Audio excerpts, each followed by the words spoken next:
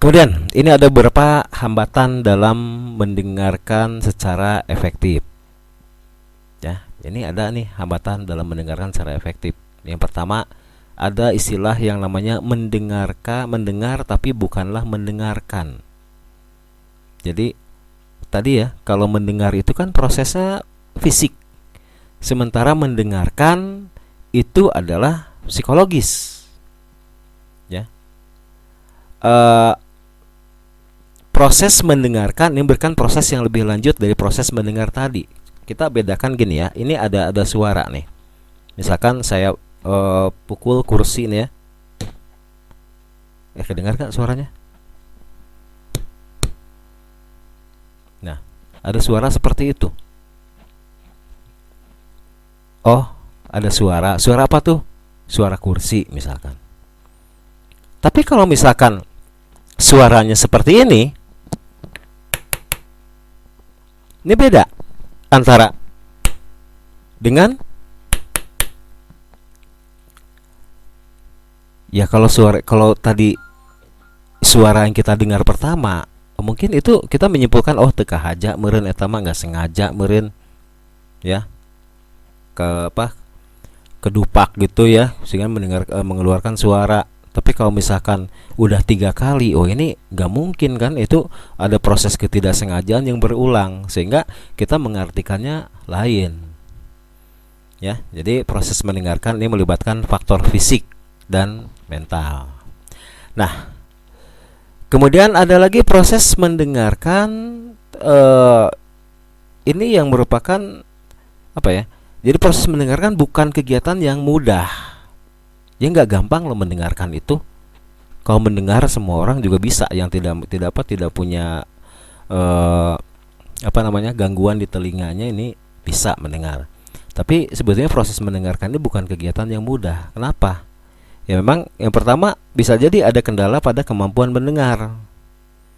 Ada orang yang mengalami gangguan pendengaran, bisa sementara atau permanen. Ini dia akan mengalami kesulitan mendengar atau mengartikan makna yang didengar.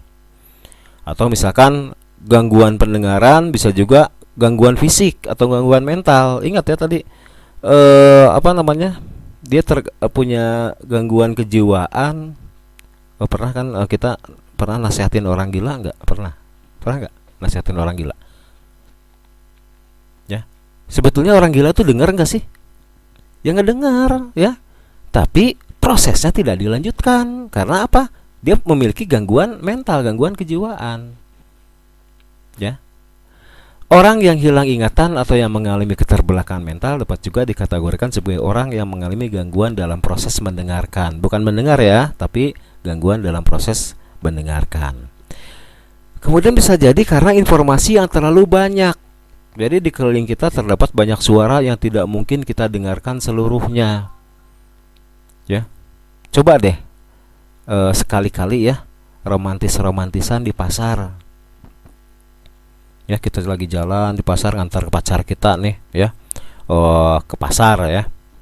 Beb, besok pagi biar abangnya yang ngantar bebeb ke pasar, sampai kalian abang mau ngomong nih misalkan gitu ya. Udah nyampe pasar kan ada tukang engkol, tukang sayur gitu ya, nawarin sayur gitu kan, tukang ikan, tukang ayam ya. Pas kita si cowoknya itu karena banyak sumber suara gitu ya, pas si cowoknya ngomong, beb tahu enggak kalau abang ini sebetulnya didengar sama si ceweknya. Emang kedenger sih, beb tahu nggak sebetulnya kalau abang ini sebetulnya tukang ayam. Oh, teriak ayam. Jadi kedengarannya, beb tahu nggak kalau sebetulnya abang ini ayam sama bebeb. Ya, jadi hati-hati juga.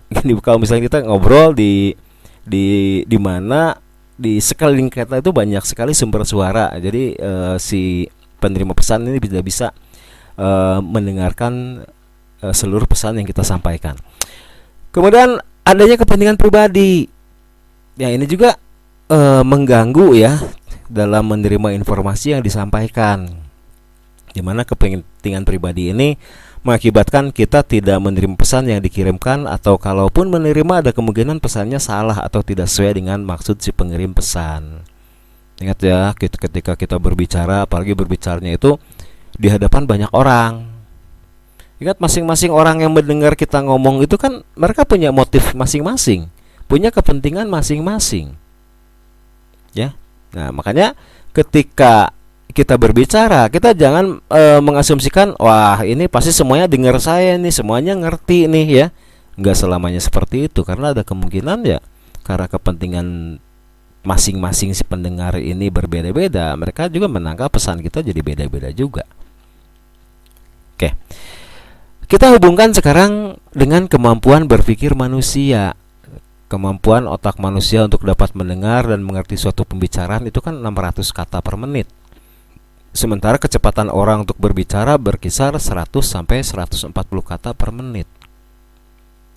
Loh, kalau logikanya gitu Pak, ini kan mendengar itu kan bisa 600 kata per menit. Sementara kecepatan orang berbicara itu 100 sampai 140 kata. Bisa gampang banget kan buat ditangkap? Ya nggak gitu juga kali ya. Jadi maksudnya ini satu orang yang 100 sampai 140 kata. Oke lah, kalian tuh misalkan dua orang ngomong di tempat yang kedap suara, sehingga sumber suara itu yang kedengar itu cuman si teman bicaranya ya. Itu otomatis bisa kedengar. Tapi kan kalau misalnya dalam kehidupan sehari-hari ya, ini aja sekarang nih, saya duduk di sini ya. Tuh, mungkin teman-teman nggak dengar tukang bakso lewat tuh, suara mangkok dipukul-pukul pakai sendok tuh ya. Barusan ada tukang tahu bulat tuh ya lewat. Ya, jadi dalam satu waktu itu banyak sekali sumber suara, apakah suara burung, suara ayam, suara kucing, selain orang yang ngomong ya. Oke, kemampuan mendengarkan dengan baik bukan berarti mampu untuk mendengarkan kata per kata satu persatu yang harus dengar, sebab dalam kenyataannya banyak informasi yang tidak relevan. Yang penting adalah bagaimana kita mampu mendengar pada saat hal tersebut dibutuhkan. Jadi kan otak kita tuh memang dengar semuanya, telinga kita dengar semuanya, tapi kan otak kita juga memproses kira-kira inti dari apa yang kita dengar itu apa. Gitu ya. Dan ketika ada orang lain bertanya tentang apa yang pernah kita dengar, kita bisa jawab. Gitu ya. Oke. Kemudian adanya gangguan dari pihak luar atau noise. Jadi ada hal lain yang menyebabkan kita sulit mendengarkan adalah adanya suara lain selain pesan yang disampaikan, seperti kebisingan lalu lintas, suara musik yang keras, termasuk juga adanya gangguan psikologis yang dapat menyebabkan penerima pesan sulit atau salah menerima pesan. Atau juga buruknya pesan yang dikirimkan, kesalahan dan kelemahan dalam saluran komunikasi, ada kesalahan dalam proses penerjemahan pesan ya, adanya gangguan dalam proses di luar sisi penerima pesan yang juga dapat menyebabkan kesulitan yang sama dalam proses mendengarkan ya. Jadi hati-hati kita kalau memang pesan kita ingin mudah sekali dengar sama orang, ya pilih suasana yang pas ya, jangan terlalu banyak noise ya atau gangguan. Oke, kemudian setiap pendengar itu tidak menerima pesan yang sama. Loh kok bisa? Kan sumber suaranya sama. Kemudian dalam proses mendengar kan yang dengar sama. Ya enggak juga, karena kenyataannya pada saat mendengar itu akan melibatkan faktor psikologis juga. Jadi dalam proses mendengarkannya nih ya, bukan mendengar. Bukan cuma mendengarkan ya. Ini ada faktor psikologis yang terlibat, seperti status sosial, latar belakang budaya, kepentingan pribadi yang berbeda ya, yang dapat membiaskan informasi atau data yang dengar menjadi pesan atau informasi yang berbeda-beda. Oke. Proses penerjemahan pesan oleh setiap pendengar juga menjadikan pesan yang sama dapat diterima dan diinterpretasikan secara berbeda oleh masing-masing pendengar. Misalkan ya, ada dua orang nih ya. Yang pertama itu dia sayang banget sama kucing. Ya, dia senang banget sama yang namanya kucing ya. Sementara orang yang kedua, dia punya pengalaman yang jelek dengan kucing. Mungkin dia pernah dicakar, pernah digigit ya, sehingga dia anti banget deh sama yang namanya kucing.